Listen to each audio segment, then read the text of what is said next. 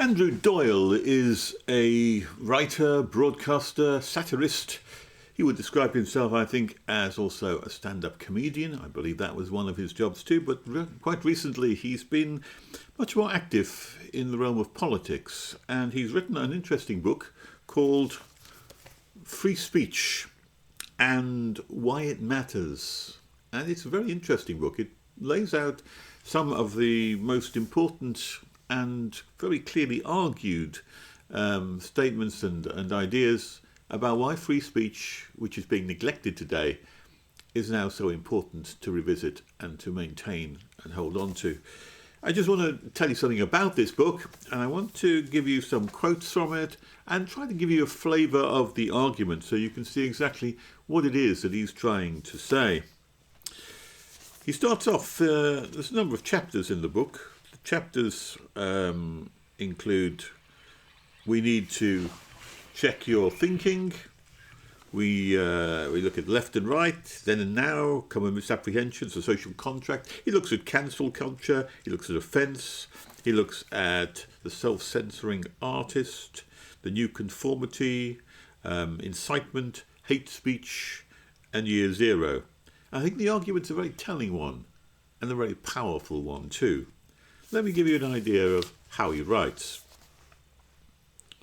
In the United Kingdom, in 2019, Harry Miller, a 53-year-old entrepreneur and former constable, was contacted by Humberside police following a complaint by an offended party about a poem which he had shared on social media, which was deemed to be transphobic. During the course of the conversation, the officer explained that, although not illegal, this nevertheless qualified as a non-crime hate incident. Why, Miller asked, was the unnamed complainant being described as a victim when no crime had been committed? More to the point, why was he being investigated at all? To which came the ominous response, we need to check your thinking. That's how the book begins, with the story, and he also points out that right at the start, in the beginning chapter, his whole aim of writing the book. He says, I start from the proposition that free speech is nothing less than the keystone of our civilization.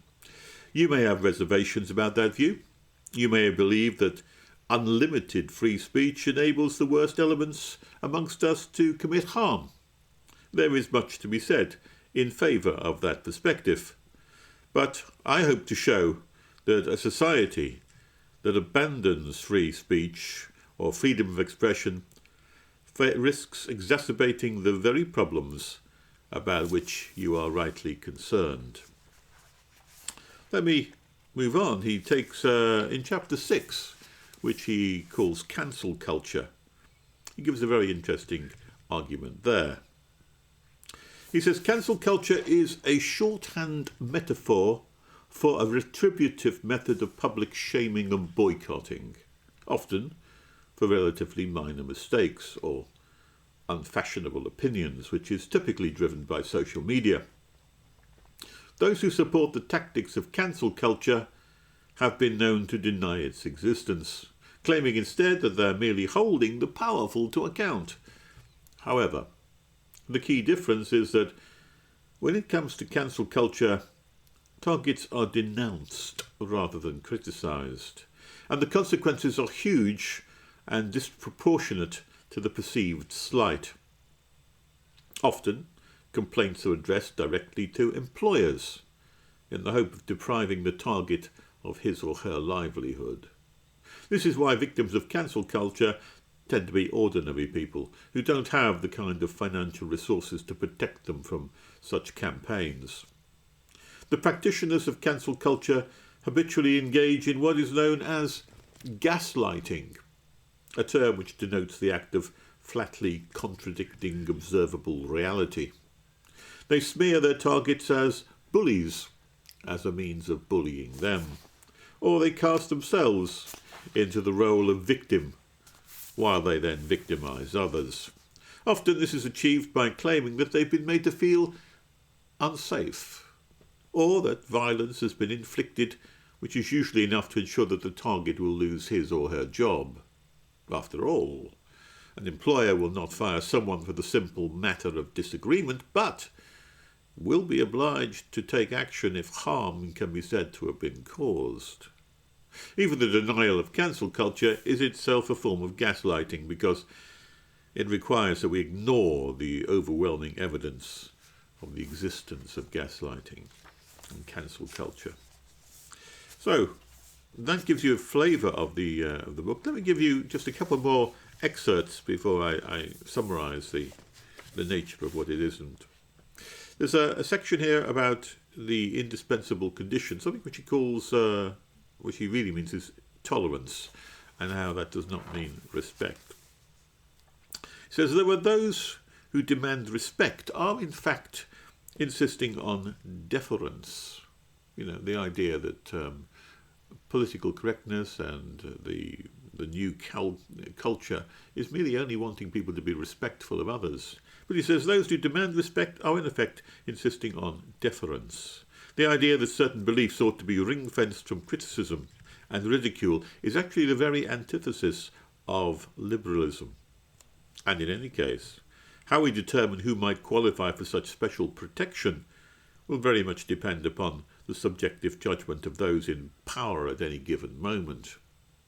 For instance, there are many who argue that the perceived rise of Islamophobia might be addressed with prohibitions against any criticism of Islam. But they have forgotten that the very same logic might be applied to any unscrupulous governments of the future who want to avoid being held to account. He adds we should be very wary of short-term remedies which may provide the ready-made tools for state-imposed censorship. He also makes a very interesting comment about something called the lived experience of others, which is often used as an argument to say that we really have to listen to what other people have to say because they have a lived experience.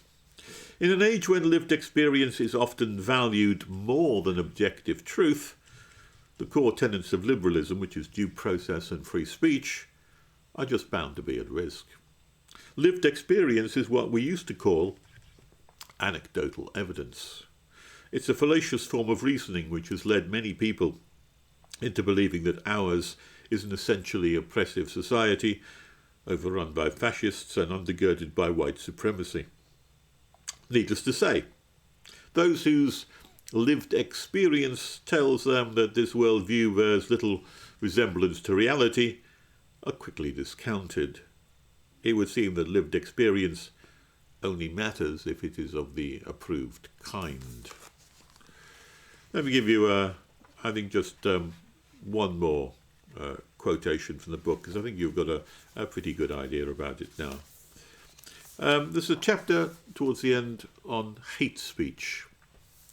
And what Andrew Doyle says here is that current guidelines by the Crown Prosecution Service define a hate crime as, quote, any criminal offence which is perceived by the victim or any other person to be motivated by hostility or prejudice based on a person's disability or perceived disability, race or perceived race, religion or perceived religion, sexual orientation or perceived sexual orientation of a person who is transgender or perceived to be transgender. That's how the act is laid out. Similarly, a hate incident, quote, is defined as a non-criminal act that is perceived by the victim or anybody else to be motivated by hostility or prejudice based on the 5 protected characteristics. Doyle adds, non-hate crime incidents are recorded when no crime has been committed, but offensive speech or behaviour has been investigated by the police. This can have ramifications for the accused because these records appear on the searches by the Disclosure and Barring Service, DBS, and if you've ever had to apply for a job which involved contact with people, you will know that you need to have a DBS check, which employers are legally required to undertake. Worryingly, he says, The hate crime operation guidance issued by the College of Policing instructs officers to record hateful incidents, quote, irrespective of whether there is any evidence to identify the hate element. Irrespective of any evidence. He goes on to say, in all of these cases, the definition explicitly depended upon the subjective perceptions of the victim, a term that bypasses due process and presupposes guilt on the part of the accused. And where does that leave somebody who has inadvertently caused offence, but is perceived by somebody else to have done so intentionally? Well, I would think not without a leg to stand on, really.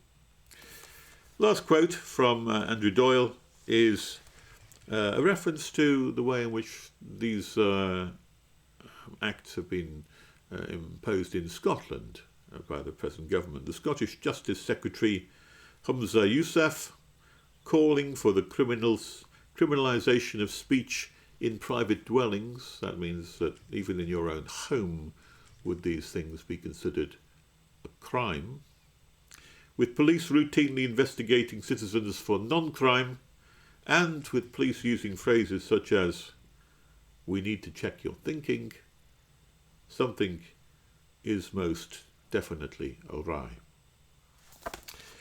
Free Speech by Andrew Doyle and Why It Matters. You can obtain it for the mere cost, for $9.99, which isn't bad for a hardback book, and it's printed by Constable. Highly recommended.